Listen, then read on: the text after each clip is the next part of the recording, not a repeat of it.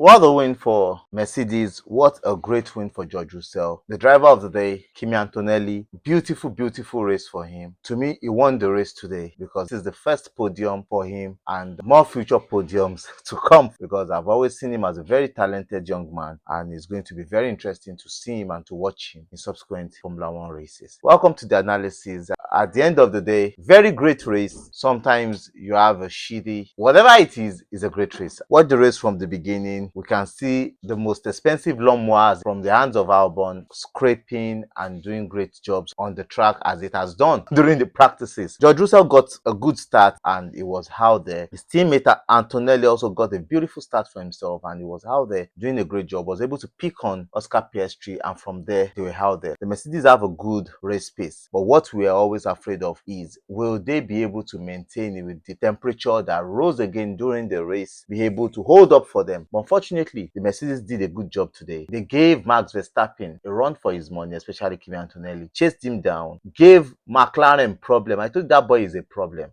He gave the two McLarens problem. He even made McLaren wear their head out, and they had commotion. Coming to this first podium of the season, what a brilliant race he did today. So Max Verstappen, great racing for Red Bull. Damage limitations, they were able to stay in second all through. No mistakes because I was thinking George Russell would give Max Verstappen some opportunity to prove himself and get some penalty points, because George Russell knows that he has a lot of spaces on his own plate for penalty, so he was ready to dish out penalty. But unfortunately, Max Verstappen played it safe. And beautiful strategy from the team. To the McLaren, what a show of shame for them, because I've said it earlier that if McLarens keep going like this, they are going to mess up their own race and it will not be funny. We've seen one of the best of it, and it's a shame for Lando Norris, because for me, I don't know what Lando Norris was thinking when he was trying to do that overtake. A fool knows that there's no space around that place for him to overtake, and in Lando Norris's mind, he was thinking that place was the best place for him to overtake. They're overtaking on the outside on the corner. Christ, I don't understand. And he himself called himself stupid because he knew that was the biggest mistake he could have made. If they had ended the race 4th, 5th, good point for them. They could even have picked on Kimi Antonelli towards the end of the race, but they gave Kimi Antonelli a joyride and he enjoyed it all. He was just out there enjoying himself, and McLaren team messed their own race up. Piastri was unable to chase down Antonelli all through the race. Lando Norris was lost at a point. He came back. He was unable to fight. He fought his teammate. Beautiful racing between himself and his teammate up until his mess up, running the car into the pole. Lando Norris is not focused.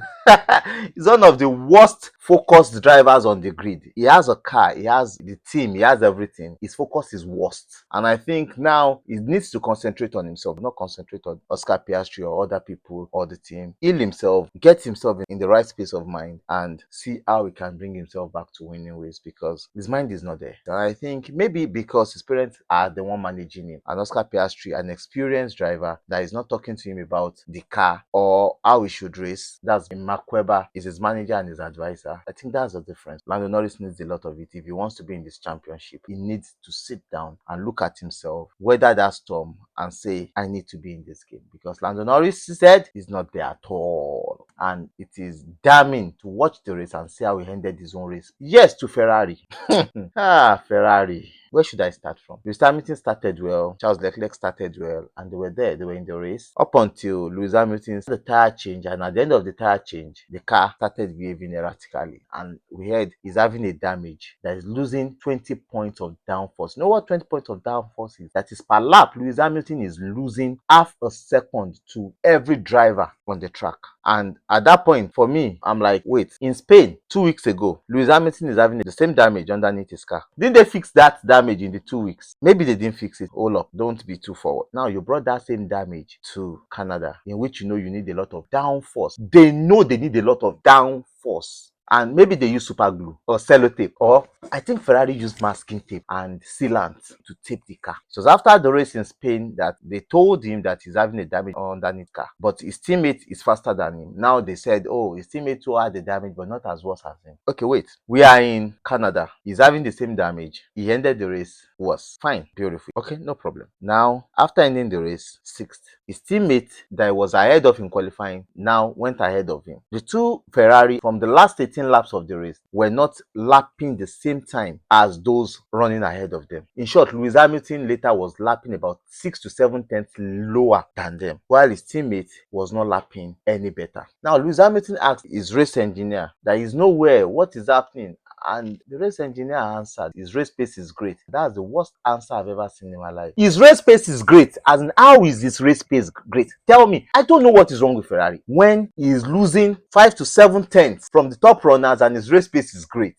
Adami, Ferrari, there's a problem. But Lewis Hamilton said this in Canada. He said, aside from the car not having a rhythm, the car is like someone that don't know how to dance because the car has no rhythm. So you're forcing the car to get into rhythm to have a rhythm. That is what the SF25 is. He now said the Ferrari is a team in which he tries to tell them, do things this way, do things this way. And they're like, no, they can't do it that way. That there's a way they've been doing it. Hold on, you have been doing the same thing the same way for over 15 years. You guys have not won any championship and you can't change. So Ferrari are resistant to change.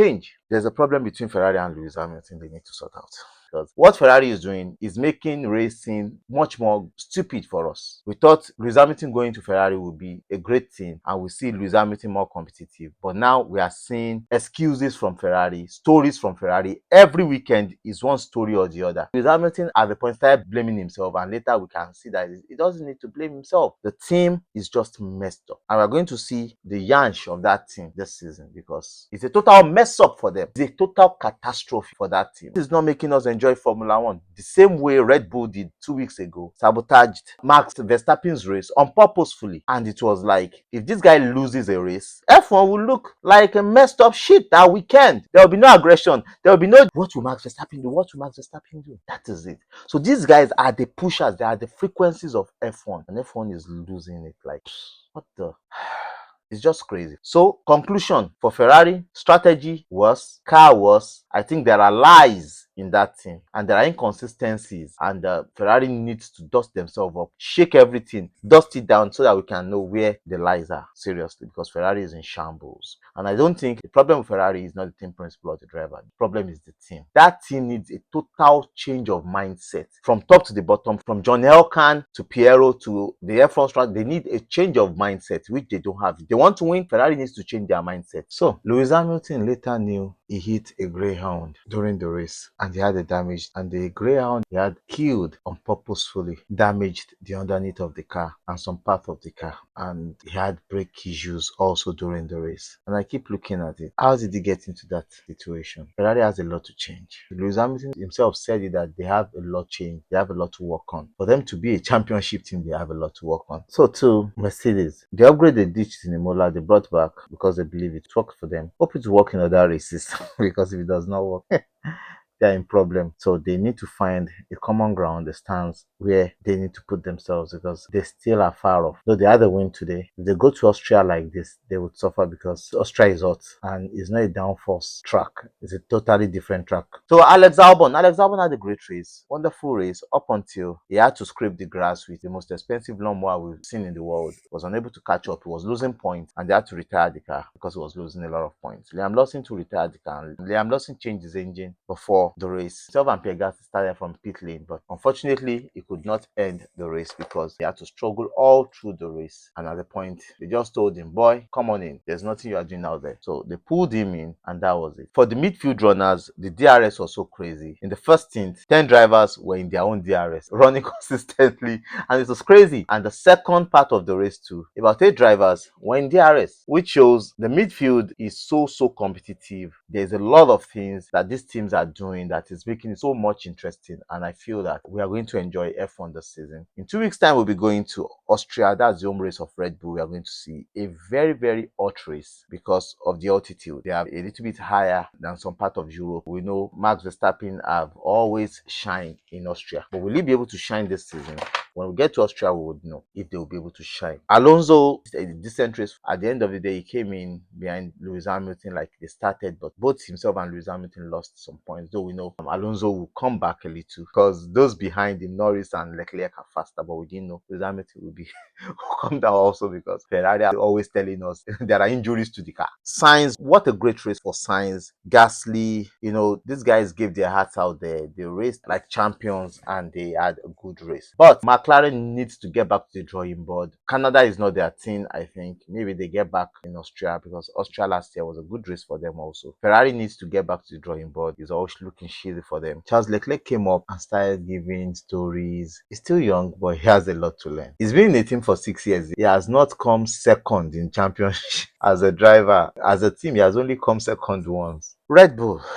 Red Bull need to decide, will they sit Yuki Tsunoda down there as a representative driver all through the season and find a solution next season, because there's no solution coming in. I'm not seeing Yuki Tsunoda doing anything great, doing anything special. Yuki Tsunoda will just keep sitting there where he is because he enjoys it, because at the end of the day, that is where they are. They are just behind on driver lineup. They have a great driver lineup in the past, but now so far the car is tuned to one driver, which is Max Verstappen. No other person can drive the car, and that is pushing them out on constructors point, which it does not look like Max Verstappen can also challenge for the drivers championship. Can Max Verstappen and Yuki Tsunoda end this season together? It's going to be a big ask for that team. We have much more to talk about, give you a little bit of more analysis during the week. Catch you guys in Austria. I love you so much. Thank you for always staying by me. Please don't forget, let's get the channel on YouTube to 100,000, on Instagram to 100,000. We can do better. Catch us on WhatsApp. Also, check for the latest videos. If you don't quickly see it on YouTube or Instagram, you catch those videos